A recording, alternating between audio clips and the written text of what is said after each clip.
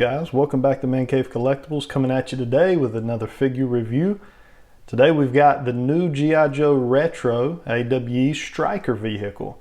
So this is one that I've been really hot and heavy to try to find on my toy hunts. If you missed my most recent toy hunt, posted that a couple days ago, go ahead and check that hunt out and see what all we found and what's on the shelves at Walmart and Target. We had a really successful hunt, hit up about 8 different stores, so that was a lot of fun, and this was one of the items that was really high on my priority list to find. So we did get a hold of it. We saw it at multiple locations, so these are really starting to drop now, so get out and look for them if you're wanting this for your collection. But here we have it. Looks fantastic. You know, one of the greatest parts of this retro line really is a lot of the promotional artwork that's on the fronts and card backs of these action figures and vehicles. They basically just took the original artwork and, you know, transposed it over to the new line here. So it looks really fantastic. In this case, we've got a nice promotional image, very retro looking, of the Striker vehicle with crankcase driving. Looks like gung-ho there.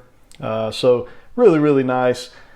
This vehicle originally was released back in 1985 and was packaged with crankcase. The original one featured a removable engine, the 10-round 70mm launcher, off-road tires, and springing four-wheel drive suspension. Now, in case you didn't know, A.W.E, that does stand for all-weather environment.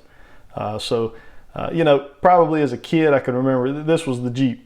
You know, for layman's terms, but A.W.E. Striker is the G.I. Joe terminology for it. So go ahead and take a look at the box here. Got a real nice box, as we've talked about. Got all that retro, you know, artwork there on it. Flipping on around to the side, we've got a product image of the actual product. On the back, again, just that retro backing to the box. Got the biography here for Crankcase. A picture of the contents inside this box. Looks really nice. And then the same on this side. Let's go ahead and crack our Striker out of the package and see what we got.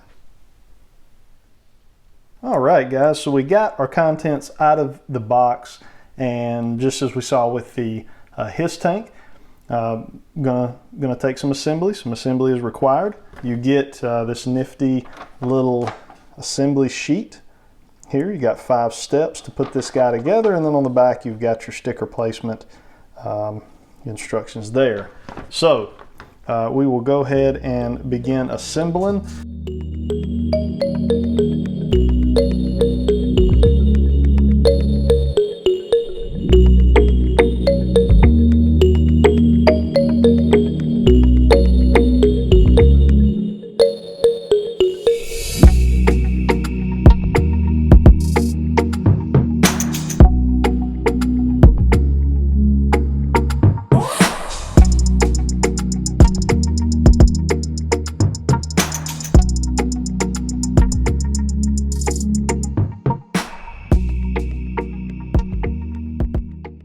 Alright guys, so we got our Striker vehicle fully assembled here. One part of it that kind of confused me a little bit was this little tube right here and how that was supposed to be ran.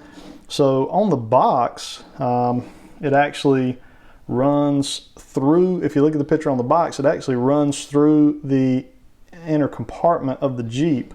But if you look at what it actually shows here, it looks like it actually goes on the outside up and around. But either way you do it, it kind of bends it in a really you can see right here, it kind of bends it in a really weird fashion right in that area. So, you know, I don't know, that may be something I might even take off, just because it to me it kind of gets in the way. And if you're going to have somebody sitting in the Jeep with him, which I probably will at some point, that's kind of annoying looking. So we may remove that for display purposes. But we got our Jeep, so it looks really nice. You can see here we've got those lights up front. We got a clear plastic on there to kind of give off that impression that we do have those real lights there. Not a ton of detail on this guy. Pretty much just the gray and green. That's it. No real paint applications at all. Very much like the His tank was, you know, just the molded plastic. However, we do have a sticker sheet, which we will go ahead and show you here. So we're going to go ahead and apply these. Now these I am going to go ahead and apply off camera just because I want to make sure we get them on there right. You kind of only get one shot with these guys. So we're going to use our handy dandy hobby knife, and it does a good job of getting the stickers off of your sticker sheet. If you use your fingers, the oils from your fingers will get on the sticker itself, and you'll actually see it. You'll see those oils even after the application. I actually learned that with one of the His tank stickers. Kind of annoyed me. So you definitely want to use something like this in order to apply those. So we'll go ahead and do that. We'll be right back. All right, guys. So we've got our Jeep all labeled up, and let me tell you, that was a chore. Probably took 25 minutes or so to actually get all the stickers on there, which is, I'm not saying that in a critical way. It really added a ton of life and detail to the Striker vehicle. So I'm actually really happy about it, but it is somewhat of a tedious task to get all these small stickers on there and where they're supposed to go. One thing I thought that was interesting was nowhere on the sticker sheet, you can see here, this would be the area where they would tell you about the, you know, the large star right here on the front of the vehicle. So nowhere on this sticker sheet does it actually represent that large star, or nowhere on the sticker sheet instructions. So you can see there, even on here, it doesn't show the large star right there. So kind of interesting. I don't know if they just assumed, you know, everybody would know that that star goes there, but you know, it does. It's actually on the box and everything. You can see that's where it goes. So just looking over some of our detail, I'm going to go ahead and pull off the little pipe here, but you can see how those stickers just kind of go in all different areas here. Lots of detail here in the back of the Striker vehicle. Now, one cool thing, we'll go ahead and cover this since we're here. This does go ahead and pop off, revealing the motor, the engine. So that's a pretty cool little detail there. And it just pops right back on. It doesn't really lock into place, so it comes off extremely easy. You know, it would have been nice maybe if it kind of locked in, but at the same time, doing it the way they did it will keep anything, you know, keep any kind of little latch or tab from breaking off. And then as we continue to come on around, you can kind of see just the rest of those stickers in their rightful places. Looks really good. It does actually have suspension there. You can see, well, we can see as we, you know, you can see how it does have a little bit of suspension. So that's a pretty nice little detail. Your cannon up top does fully rotate and articulate up and down. Lots of movement there, so that's really cool. And then this little gun here articulates just back and forth. It doesn't do anything other than just back and forth. You do have a couple pegs right here on your running boards. You can see that on both sides. So that way you would be able to you know, have a G.I. Joe on the running boards, kind of like we saw on the cover of it. You'd be able to see, you know, I guess theoretically you could have up to 4 Joes on a Striker vehicle if you wanted to. You kind of have one hanging off, have a foot pegged in, that type of thing. So that could be really cool. Looking on at our Crankcase figure, we'll take an up close look at him. So they did a good job on him. He's very reminiscent of that original Crankcase. He does have the removable helmet there. Got his little orange comb over and his beard. Looks good. He has a weapon that is actually molded into his harness here, so you're not able to actually take that out and put it in his hand. This harness, however, will come off if you so desire. You just pop this loose right here.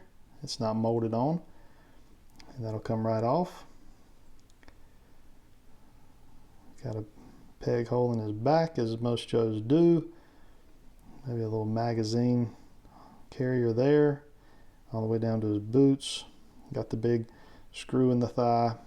And then the base, as we've seen with all the Joes, which I think is a phenomenal little addition.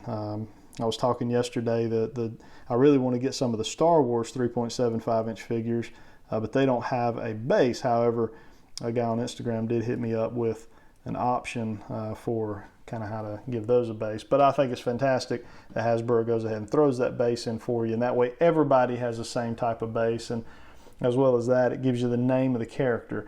As the G.I. Joe lineup is pretty extensive, you know, for people that maybe don't dive that deep into it, you always have the name of your character there on the base. So let's go ahead and we'll bring out a couple of our Joes in our HISS tank, do a little size comparison, and wrap this video up. All right, so the first thing we'll take a look at here is our HISS tank and Striker vehicles size comparisons. As far as, you know, the real estate they're going to take up, it's going to be pretty similar. You can see the HISS tank is a little taller if you don't count the antennas, but there you go. I will say the sticker application was much easier on the HISS tank than on the Striker vehicle. So, you know, but they both roll real well. You can see there's no hindrance there with them rolling. I think these are phenomenal, guys. Really, really happy to have these in my collection. And I hope they continue to go down this path.